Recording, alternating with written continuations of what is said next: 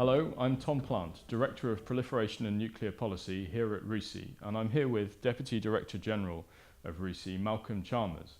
And we're going to be talking today about the product of a research project that we've been running for many years now in partnership with organisations in the US and France, and that is the Trilateral Nuclear Dialogues.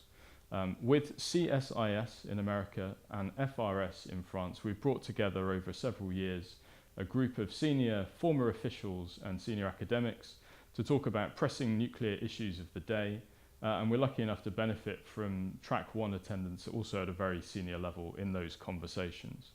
And last month we produced the latest output from that project, which was a consensus statement representing the views of those undersigned on many of the issues that we covered during the year.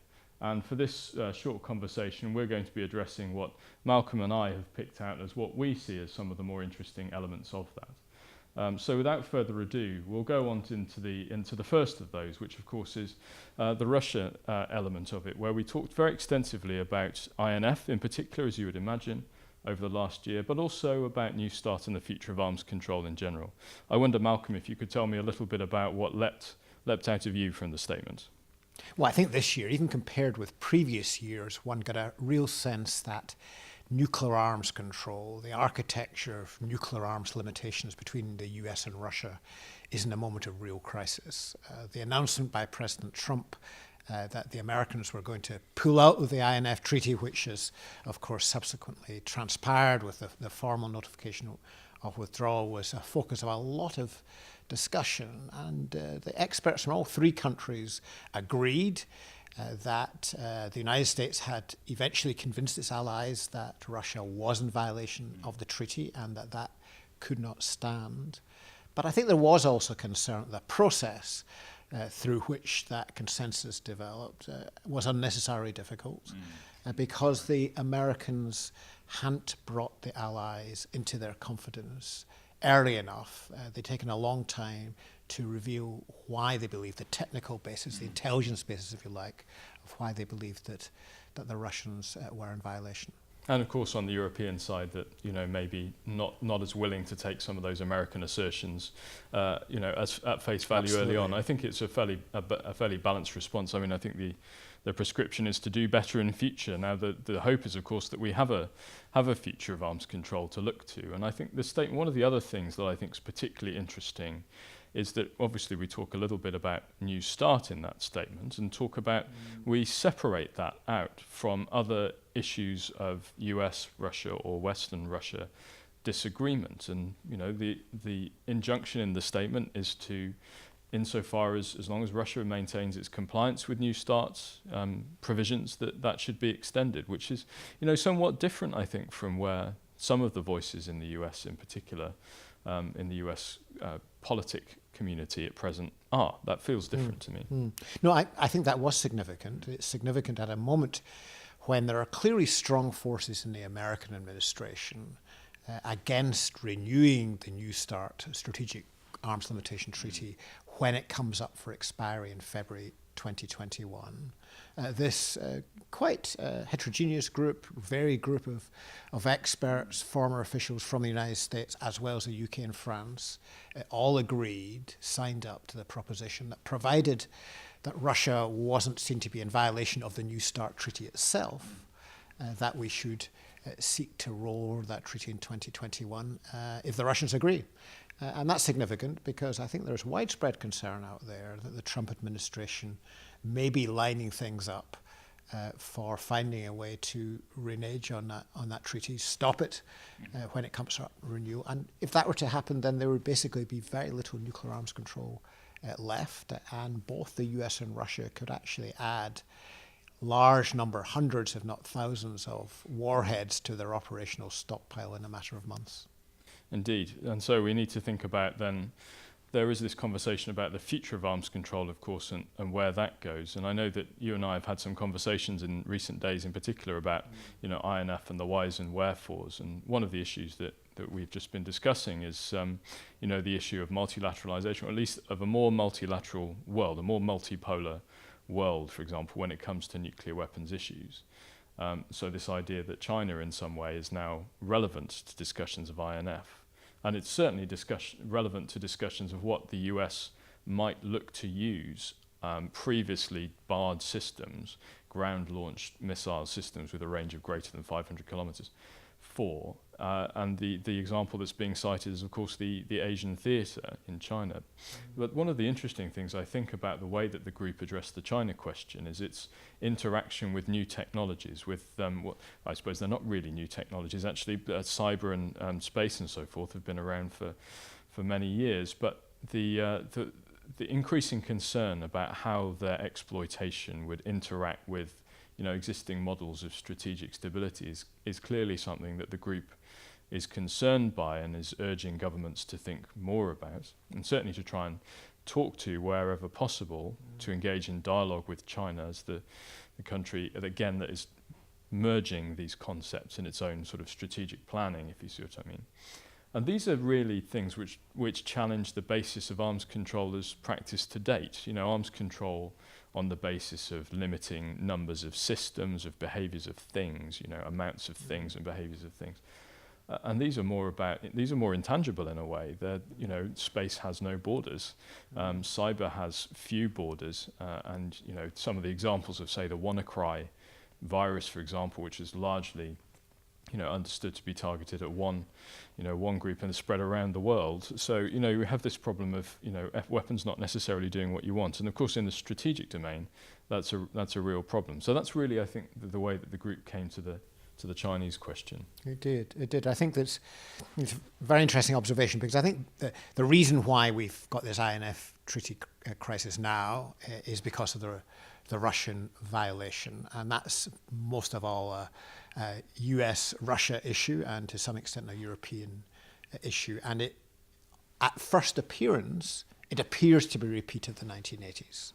Of the intermediate nuclear force crisis there, with Cruise and Pershing in one hand, SS-20 on the other, and it was very European focused. It was a global treaty, but the focus was on the confrontation in Europe. This time round, I think it's rather different. One of the things our group also agreed, it was that there was no need, they saw no need as a group, for the Americans to deploy new INF missiles in Europe, despite the fact that the treaty was about to expire. But it's a different position in Asia. There, I think the operational pressure from the American military to at least consider new missile systems is greater, in part because China has been outside the INF framework and has deployed very large numbers of INF range missiles on its home territory, which are capable of playing a really important role, mainly a conventional role, not a nuclear one, in denying access to the Western Pacific to American naval forces, surface forces in particular. So, and the Americans are at a disadvantage there because they don't have similar systems, or at least they perceive to be in that situation. So there's a sort of Europe versus Asia pivot going on in arms control, or the drivers of arms control. But as you've indicated, there's also an old tech to new tech pivot going on. I think it's increasingly difficult to imagine a world in which we have other US-Russian arms control initiatives, new initiatives, in the absence of involving China. China now spends several times as much in the military as does Russia. Increasingly, in every respect, China is becoming the second superpower, and Russia is an also-ran.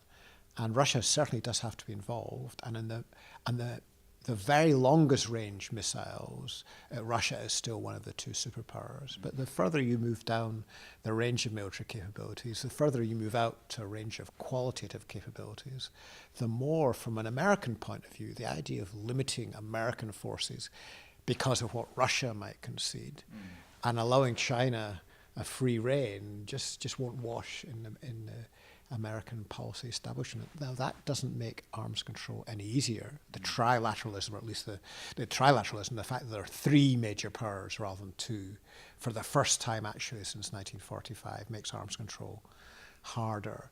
But also the introduction of all these new technologies, which are very hard to measure, makes arms control, at least as traditionally conceived in terms of limits, almost impossible. Indeed, but I think one of the elements that maybe, and the statement doesn't go into this in detail, but I think it does signpost the need to think about arms control differently. And some of that can be about rediscovering, in a way. I think, there's roles for restraint, potentially. There's roles for transparency, which is a feature of arms control as traditionally practiced, but maybe hasn't been headlined so much. I mean, for me at least, this is one of the values of an extended New START, is continued access to each other's nuclear complexes and so forth, that kind of benefits that it brings in terms of mutual understanding and all of those sort of things, which haven't really been explored with any others, as issues around behaviour and transparency of spending and so forth, which might be easier or harder to achieve in different spaces, but maybe one for next year's dialogue. Sticking with the same region, though, one of the other areas, of course, where I think we, if not differ from where our governments are, at least take a fairly firm position, is on North Korea, and in terms of policy responses to, in the event that North Korea doesn't give up its nuclear weapons, as I think we anticipate that it won't. It seems very unlikely that it would give up its nuclear weapons, absent a strategic surprise of the most positive kind, which of course we're very unfamiliar with receiving. We're thinking of situations for managing consequences, and one of the things, of course, the group does is urge to avoid by all possible means war on the peninsula, which seems to me quite a significant thing to say, maybe not so much in the context of last year, but perhaps in the context of where we seem to be going now. If the worst comes to the worst, we could be returning to where we were in the end of 2017, when we were talking fire and fury, and before the Pyeongchang Winter Olympics sort of took the sting out of it, if you see what I mean. So, I don't know, what do you think about this area of the statement? There's other things to say there, I think. I agree with your assessment that the prospects of North Korea giving up all its nuclear weapons are pretty far-fetched, absent a fundamental political and strategic change in Northeast Asia, which is possible, of course. I don't think the group quite goes that far. No, indeed. It certainly doesn't go that far explicitly. What it does do is emphasize that denuclearization should remain the goal of the P3. And it also makes clear that the primary objective is to avoid war on the Korean Peninsula. And therefore it recommends a policy of arms control and containment backed up with sanctions and other measures. Pressure, which containment, implicitly, and deterrence, pressure and containment. And implicitly, therefore, it's saying that denuclearization is one of several objectives, but it's not the only objective. And I think it's very interesting where even since the statement, things have moved on with the Vietnam summit, where the Americans made an absolutist proposal, if you like. They wanted the North Koreans to give up all their nuclear, chemical and biological weapons in return for lifting of sanctions. The North Koreans asked for most sanctions to be lifted in return for a very modest concession. And we are stuck at that moment now. It may be that there's a turning point back to confrontation and fire and fury. It may simply be a waypoint towards further negotiations. This is just the beginning of a bargaining process. I think a lot will depend on how far sanctions are really biting in North Korea. And my impression, I don't know what you think, Tom, having talked about these things in Washington recently, but I think a lot depends on China, because certainly my impression is China is going along with sanctions enough to make sure the North Koreans are feeling some real pain. For example, the Chinese are not providing the food aid which North Korea desperately needs. But the Chinese are not prepared to squeeze the North Koreans so far that it collapses. They're sort of keeping North Korea uncomfortable but still in life support. That's a perfect characterization of it, as I understand it. In terms of the position that North Korean reportedly presented in Hanoi, that's consistent with my understanding of, a very kind of North Korea sympathetic Chinese position, if you see what I mean.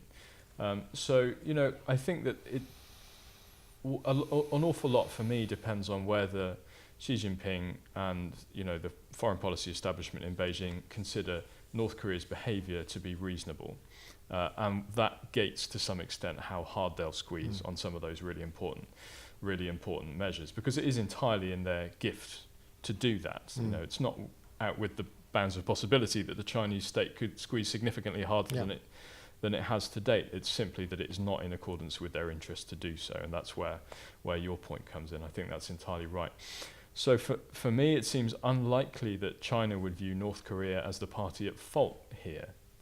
Which I think gives us a sort of signpost, if you like, as to future behaviour on sanctions implementation. I can't imagine a course correction being provided by the Chinese. I can imagine no significant lifting, if you see what I mean. I don't think this is consequential one way or the other. And I think you're right to say that we could still go either way on this. I mean, the positive example, the positive analogy that you might draw would be, Reykjavik, for example, Reagan-Gorbachev, no initial meeting, but some fairly deep and substantial exchanges leading to something further down the line. So a lot really depends for me. Yes, the sanctions are important. Yes, the implementation is important. But I think one of the features of this dialogue that has been positive has been the engagement between, the seniors actually, for whatever you think of them. The engagement is a positive feature, I think. And at a technical level between the teams. So if that can be continued and sustained, the worrying signs are at the moment that maybe the North Koreans are pulling back a bit.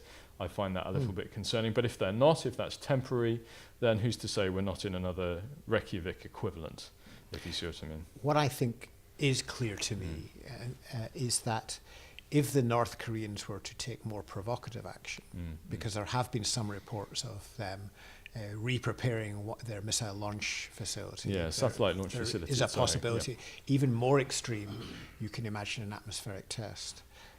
Very extreme. That would be very extreme. That extreme. I think if North Korea were to go down that route, then the Chinese would behave really, I think, quite strongly against North Korea.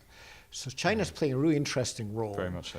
As almost a mediator between the United States and North Korea, trying to persuade both parties to remain at the table. And when they're considering more radical moves, then the Chinese are moving against it. And I think, I'm very struck the way in which, in contrast to Russia, China is trying to play a more constructive role, certainly supporting its own interests in North Korea crisis, while Russia, in North Korea, as in many other places, is more inclined to be a spoiler. And there's a sort of, not a contradiction, but a interesting contrast between that, on the one hand, and the other hand, the increasing shift of American military attention to China as being the main long-term threat.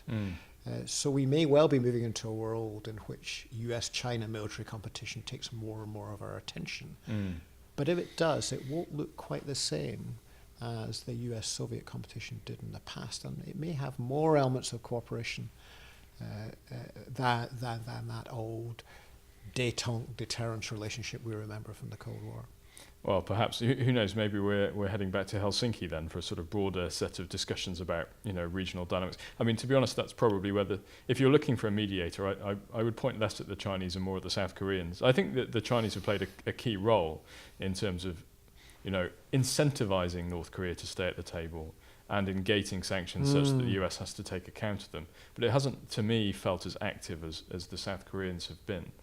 Maybe that is something that, would be an interesting thing for US to take forward, would be that kind of more direct engagement with the Chinese over deal making as opposed to sanctions enforcement. What would you consider to be reasonable? That would be an interesting conversation to see happen. Again, perhaps one for another time.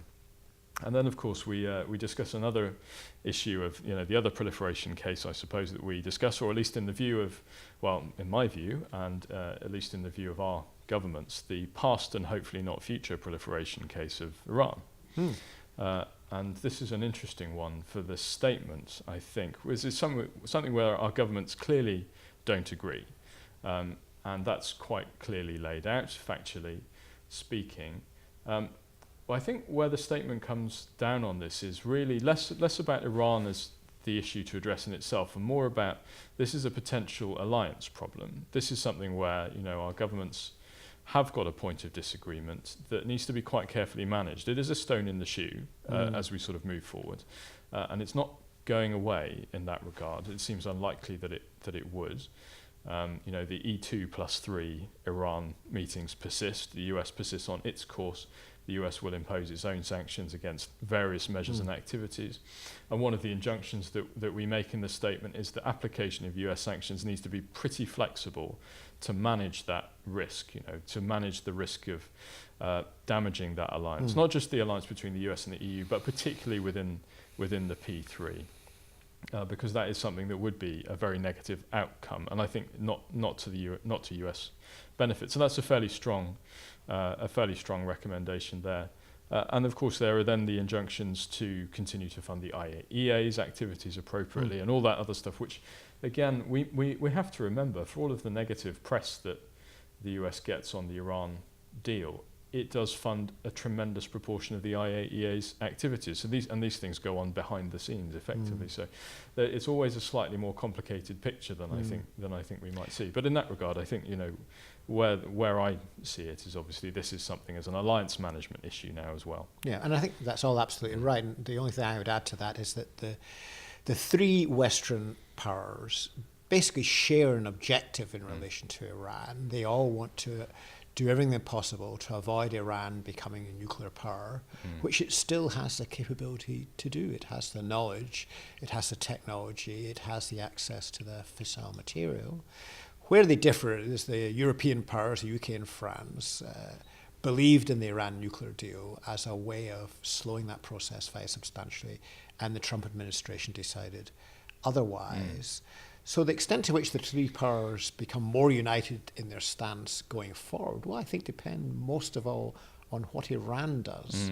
The best case is that the Europeans, together with the Russians and the Chinese, provide enough economic incentive to the Iranians to feel it's worth their while abiding by the deal, even if the Americans are not. But the worst case is that Iran takes a more radical turn. They seek to break out of the deal in some respect, wholly or in part, perhaps even pulling out the NPT altogether in the worst case. And in that situation, a lot of bets are off. And I think the three, I don't think the UK and France are going to support military action, but I think any European resistance to intensified sanctions against Iran would disappear if Iran moved to much more radical nuclearization. So it's a very fluid situation, potentially a very dangerous situation, given that Iran is not only a nuclear problem, Iran's involvement in a whole range of countries across the Middle East provides a number of possible trigger points for a wider conflict. So I don't feel like I can talk to you about this without including Brexit. We try not to link nuclear and Brexit too much, I think, but this is one where I think it is relevant because, of course, if the UK is leaving the EU, then within the European Union, EU sanctions are going to be harder for France to carry and push. Right? This is the UK and France obviously work together very, very closely on sanctions issues. If the UK isn't involved in that conversation so much, then the dynamic within the European Union over an Iran deal, which may fall apart, potentially painted because of US withdrawal, all that sort of stuff, even if the Iranians go over the limits of the deal, or if they decide to pull out, what have you, that conversation within the European Union is going to be different than it would have been if the UK was inside. So I wonder what you think about that, whether we are, in fact, with those who are, shall we say, less convinced of the coercive effect or the utility of sanctions, would they be more likely to carry the day within the EU? Or do you think that wouldn't change the conversation? No, it's a very interesting question, because in many security issues on the defence side, NATO is a primary organisation. But in relation to non-military instruments of security, like sanctions policy, or indeed development assistance, the EU is more important than NATO or transatlantic instruments. UK leaving the EU will, on some issues, shift the centre of gravity within the European Union towards a more accommodative stance in relation to Russia and Iran, most obviously. How far that goes, I don't know. It remains to be seen, and I think there is a sense in the past that those countries which would tend to be more hawkish towards Russia, like many Eastern member states of the European Union, or more hawkish to Iran, in some cases, again in Eastern Europe, because of their closeness to the United States, have hidden behind a British leadership on the hawkish side and kept quiet because they don't need to speak up, because the British are doing it for them. And when the Brits are not in the room, they will have to make a choice as to how far they go in a more accommodative stance and how far they speak up for the Americans, if you like, or for the British. And I think they'll also be cognizant of the fact that after Brexit, the UK will still be a key player in imposing sanctions, especially but not only financial sanctions. And there will, or should, let's say should be, close coordination Indeed. between London and Brussels, and indeed between London, Brussels and Washington. Because if they all go in different ways on sanctions, none of them are going to achieve their objectives. We see every week almost there is close coordination in the Quad between the United States, France, Germany, and the UK on a whole range of key international issues. The political directors meet and so on. And that's going to continue after Brexit. So there will be a choice for France and Germany remaining in the European Union. Will they continue to be cognizant of trying to maintain Quad consensus? Indeed, the sort of trilateral consensus we've been developing in our little Track 2 group on nuclear issues in particular. The trilateral nuclear dialogue is going to continue when the UK is no longer in the European Union, because the UK will remain a nuclear weapons state, and it will remain a permanent member of the Security Council. So who knows, Brexit could cause quite a lot of bad feeling if we crash out without a deal. It does feel like a very large understatement. It could, but fundamental interests also matter. We're in a world where Europe is becoming weaker compared with other parts of the world. Democratic powers are becoming a bit weaker than more authoritarian parts. And therefore we have a very strong mutual interest between the UK on the one hand and European Union countries on the other in getting our act together and cooperating. And I think the UK will be a bit less influential than it was when it was in the room, but we're still going to be a major player, and I hope Europeans are still going to want to cooperate with us. I'm pretty sure the British government will want to cooperate with our European friends. Yeah, no, that feels right. And in particular, I would agree with you on this, that it will be interesting to see what happens with the countries that, as you say, may have not so much hidden behind the UK, but been less forthright about their opinions on a number of issues where they're happy to let the UK carry the diplomatic load.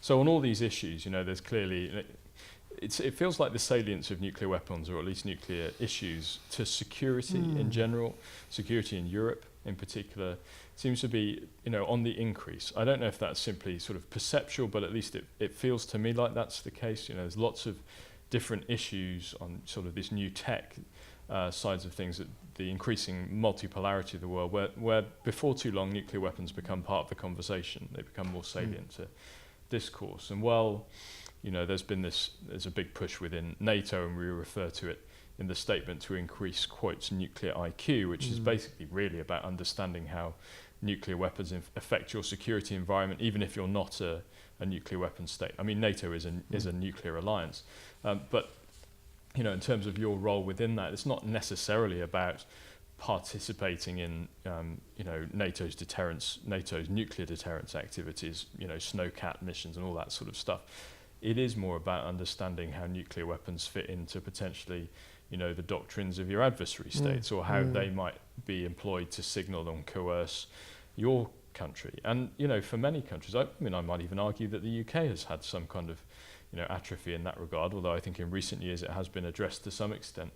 Understanding of these kind of nuclear policy issues, the way that nuclear weapons do affect and interact with security policy, has taken a dive since the Cold War, and is there are pockets of expertise, and we're all learning as we go. But that is again a very clear sort of message here to increase and improve that, right? And there's initiatives in all three countries actually on next generation, in particular the UK project on nuclear issues here in the UK, which we run, of course, and then the US project on nuclear issues run by our counterpart CSIS, and a French next generation initiative too. But we're not the only ones. I mean, Nordic countries are putting together, have seen the utility, I think, of this, and are putting together their own initiatives to kind of stimulate their next generation of thinkers on strategic issues where nuclear weapons are relevant. NATO is setting up its first workshop for next generation thinkers on nuclear deterrence policy and so forth. So there is quite a lot of sort of activity going on here, which I think is very positive. One of the things that I think about is that maybe we have this sort of middle lacuna, if you see what I mean. There's a group of potentially, senior, more experienced experts who have, the Cold War heritage, understand where all of these issues have come from, and then there's sort of a lot of effort going into that emerging class. But we do have that kind of lacuna, I think, of of nuclear expertise maybe amongst senior defence officials. I don't know, what do you think? But that's one where I think there's some broadening activities to be done. I know that the UK has done some stuff in that regard, for example, hosting visits and things like that to nuclear-related facilities and so forth.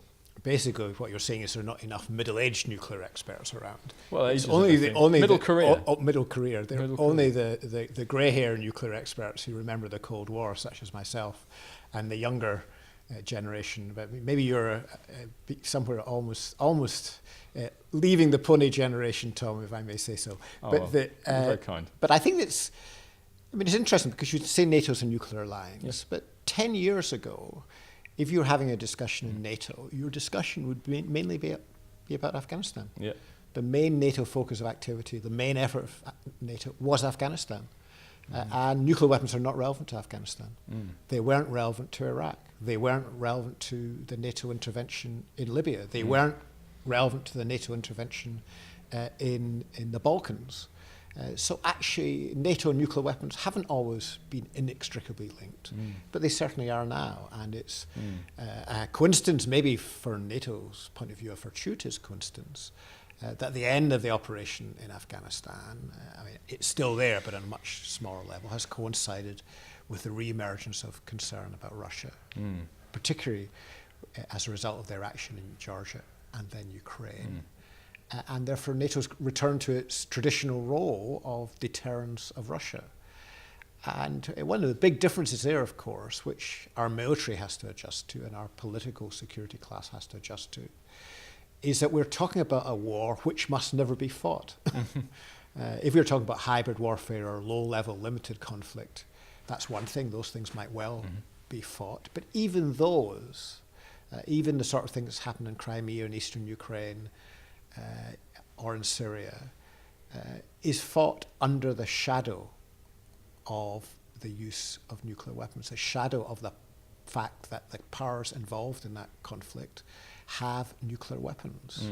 Nuclear weapons have shadowed over, have informed decision-making in Syria and the desire to avoid escalation. And those who argued blithely that the West should intervene in this way or that way in Syria and didn't think in a very serious and sober way about the prospects of escalation with Russia are not serious statesmen. And it's also true in Ukraine.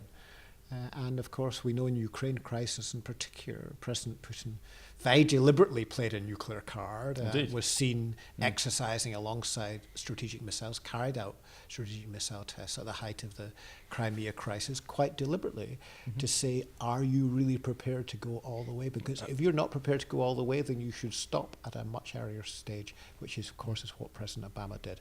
So deterrence is now the name of the game. Deterrence was much less relevant in relation to Al-Qaeda and the Taliban. It's centrally relevant if you're talking about relations with nuclear states like Russia or China, and indeed also, as I think our group recognized, it's an important element in relation to North Korea. So literacy is one way of describing it, is becoming relevant, being relevant, and that's what's so interesting in our efforts, RUSI's really important efforts to help a new generation of scholars and experts grapple with these issues, because I suspect the 25 and 30-year-olds who really get in their heads around nuclear deterrence will still be grappling with issues of nuclear deterrence when they're beginning to contemplate their retirement in the mid-1970s. Well, 70s. I suspect you're right, but I hope that you're wrong. And I think they'll have additional complexity with all that multipolarity that we talked about. And the new technology. And the new technologies, absolutely.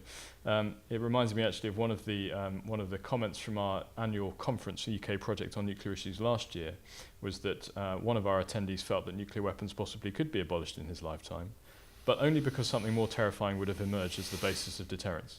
So, perhaps on that happy note, this is something where we might leave this conversation. Thank you very much for joining me for this, Malcolm. I greatly appreciate it. My great pleasure. Yeah, and if you're interested in learning more about this, there will be a link to the consensus statement posted in the description to this video, and please follow that and check it out.